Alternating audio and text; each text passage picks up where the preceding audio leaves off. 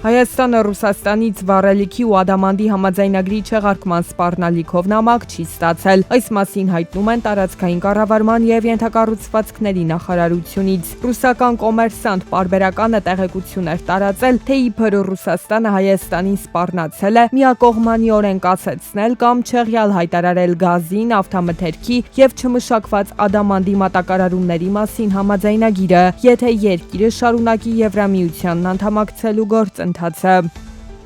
Վարորդական իրավունքից զրկված անձանց վարորդական իրավունքի վերականգնման կարգը կփոխվի։ 1 տարվա զրկման ժամկետը լրանալուց հետո վարորդը կարող է առանց քննություն հանձնելու վերականգնել իրավունքը միայն մեկ անգամ, վճարելով 50,000 դրամ պետական տուրք։ Վերականգնելուց հետո սահմանվում է 1 տարի փորձաշրջան եւ սովորական 13 բալի փոխարեն վարորդին տրվում է ընդամենը 6 բալ։ Եթե այդ 6 բալը սպառվի, վարորդը միանգամից նորից կզրկվի վարելու իրավունքից 1 տարով։ Եթե անձը զրկվում է երկրորդ կամ հաջորդ անգամ, ապա վերականգնումը հնարավոր է բացառապես քննություններ հանձնելու միջոցով։ Առանց քննության 50,000 դրամով եւ 6 բալով վերականգնումից կարող են օգտվել նաեւ այն անձինք, ովքեր վարորդական իրավունքից զրկվել են 2020 թվականի հունվարի 1-ից մինչեւ 2026 թվականի մայիսի 1-ն ընկած ժամանակահատվածում։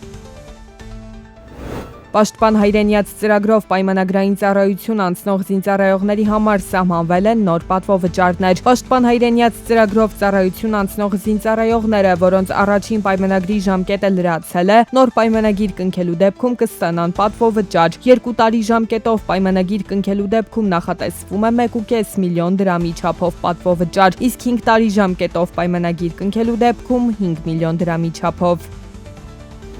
Հայաստանի թանգարանների աշխատակիցներն ատեստավորման արդյունքներով կկարողանան հավելավճար ստանալ։ Հուլիսից նախատեսվում է թանգարանային աշխատողների միջին աշխատավարձի 57% աճ։ Խոսքը ամսական մոտ 200,000 դրամի մասին է։ Թանգարանների սեփական եկամուտները 2025-ին կազմել են 1 միլիարդ 63 միլիոն դրամ։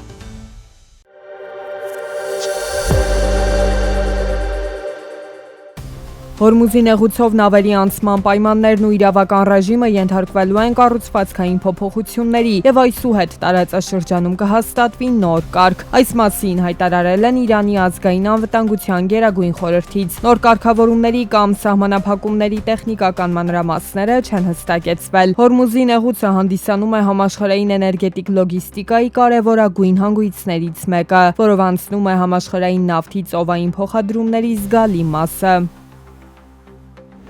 Մեծ Բրիտանիայում քննարկվում է հարկային համակարգի բարեփոխման նախաձեռնություն, որը նախատեսում է կապիտալի աճից գանձվող հարկի եւ եկամտային հարկի դրույքաչափերի հավասարեցում։ Դրույքաչափի բարձրացումը մինչեւ 40-45% կդառնա Եվրոպայում ամենաբարձրը, ինչը կարող է երկրից կապիտալի արտահոսք առաջացնել։ Նման փոփոխությունը կարող է պետական գանձարանին տարեկան լրացուցիչ 12 միլիարդ ֆունտ ստերլինգ բերել։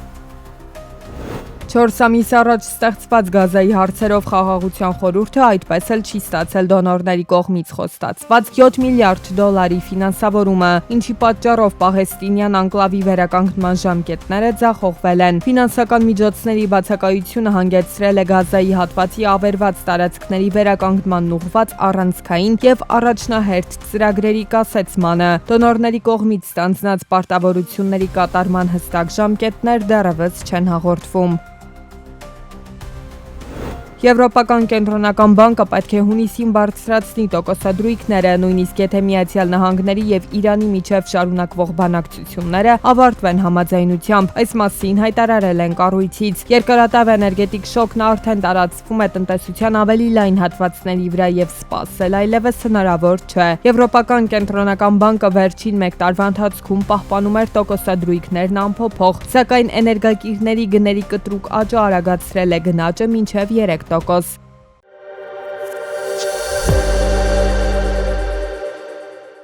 Այնինչ այսօր տեղի է ունենում գլոբալ շուկայում դուրս է սովորական տնտեսագիտության կանոններից։ Տեղեկատվական տեխնոլոգիաներն ու սոցիալական հարթակները դադարել են լինել պարզապես ժամանցի վայր։ Դրանք վերածվել են աշխարհաքաղաքական ազդեցության եւ միլիարդավոր դոլարների կապիտալիզացիա ունեցող հզորագույն ֆինանսական գործիքների։ Մասնավորապես TikTok-ը երրորդ տարին անընդմեջ ճանաչվել է Չինաստանի ամենաթանկ բրենդը $153.5 միլիարդ արժեքով։ Եվ սա այն դեպքում, երբ Արևմուտքը փորձում է ամեն գնով սահմանափակել դրա ազդեցությունը։ Չինաստանի 100 ամենաթանկ բրենդների ընդհանուր կապիտալը հասել է $213 տրիլիոն,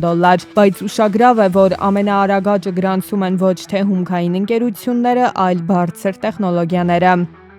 Մենք տեսնում ենք գլոբալ տնտեսության կառուցվածքային տրանսֆորմացիա։ Ասիական տեխնոլոգիական բրենդների կապիտալիզացիայի նման տեմպերը խոսում են այն մասին, որ թվային ակտիվներն ու ալգորիթմները այսօր ավելի մեծ եկամտաբերություն են ապահովում, քան ավանդական արդյունաբերական ճյուղերը։ Սա ստեղծում է նոր մակրոտնտեսական իրականություն, որտեղ հաղթում է նա, ով տիրապետում է տվյալներին։ Բայց այս ֆինանսական հսկայական հաջողությունը հարթ չէ։ Շուկայական արժեքի աճին զուգահեռ TikTok-ն ու արևմտյան սոցհարթակները, Meta-ն, X-ը եւ YouTube-ը հայտնվել են աշխարհաքաղաքական շահերի բախման կենտրոնում։ Վաշինգտոնն ու Բրյուսելը պարբերաբար բարձրացնում են ազգային անվտանգության եւ տվյալների արտահոսքի հարցը։ Սակայն տնտեսագետները պնդում են, սա մաքուր կոմերցիոն պատերազմ է գովազդային բազմամիլիարդանոց շուկայի վերահսկողության համար։ Եվրամիությունը չի կարող անտեսել թվային հարթակների տնտեսական եւ սոցիալական ազդեցության ծավալները։ Մեր խնդիրն է ապահովել, որ ցանկացած գլոբալ բրենդ, լինի դա արևմտյան թե արևելյան, հարգի մեր քաղաքացիների տվյալների գաղտնիությունը եւ խաղա արդար մրցակցության կանոններով։ Ֆինանսական հաջողությունը չպետք է լինի անվտանգության հաշվին։ Մինչ չինական հարթակներն արագ տեմպերով ընդլայնում են իրենց ազդեցությունը համաշխարհային շուկայում, արևմտյան մրցակիցները նույնպես առաջընթաց են գրանցում։ Meta-ն եւ Alphabet-ը ներդնում են արհեստական բանականության գործիքներ, նպատակ ունենալով հետ բերել գովազդային հաճախորդներին։ Ընդհանուր առմամբ, սոցիալական հարթակների գովազդային շուկան գնահատվում է տարեկան մոտ $300 միլիարդ։ Ժամանակակից բիզնեսում հաղթում է նա, ով գրավում է սպառողի ուշադրությունը։ Թվային հարթակների էկոնոմիկան կառուցված է վայրկյանների վրա։ Եթե դուք կարողանում եք միլիարդավոր մարդկանց պահել էկրանների առաջ, ապա ձեր բրենդի արժեքը կաճի երկրաչափական պրոգրեսիայով։ Չինական հարթակների հաջողությունը ցույց տվեց, որ սպառողական վարքագծի ալգորիթմները հիմա աշխարհի ամենաթանկ ապրանքն են։ $153.5 միլիարդ գնահատվող TikTok-ը պարզապես կարճ տեսահոլովակների հարթակ չէ։ Այն թվային դարաշրջանի նոր տեսակի ֆինանսական ակտիվ է, որը թելադրում է համաշխարհային բիզնեսի տեմպը։ Ավանդական բանկերն ու արդյունաբերական հսկաները ստիպված են հարմարվել։ Հակառակ դեպքում ապագայի տնտեսությունը նրանց պարզապես դուրս կմղի առաջատարների շարքից։